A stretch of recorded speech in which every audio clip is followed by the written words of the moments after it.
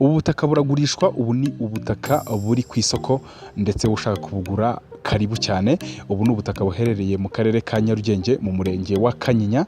Ubutaka nimba ushaka kubugura urahamagara kuri ya nimero yacu isanzwe ya &B1 Limited, kampani ishinzwe ibijyanye n'igura ndetse n'igurisha hano mu gihugu cyacu cy'u Rwanda.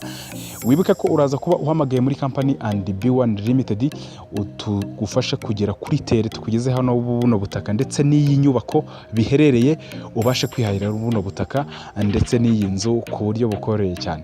Ngira ngo murabona ko buno butaka ni ubutaka bwagutse cyane, hegitari zigera muri 5 zose. Urabona ko ni ubutaka bugari kandi bwagutse. Icyo wakora wowe ni ukuza &B1 Limited tukakugeza kuri tere, ukabasha kwirebera buno butaka neza wisanzuye uhari, ukareba ukuntu ari ubutaka bwagutse cyane. Warangiza ukiharira buno butaka ndetse n'iyi nzu ihagazemo, warangiza ukaba wakwihahira uyu mutungo.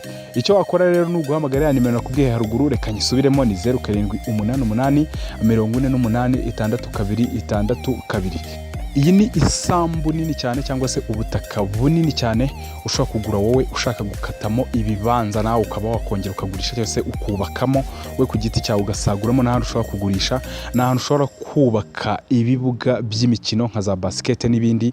Iyi ni isambu kandi ushobora gukoramo amapisine, n'ahantu ushobora kubaka ibikorwa byiza cyane nk'amahoteli nk'uko nari maze kubikubwira.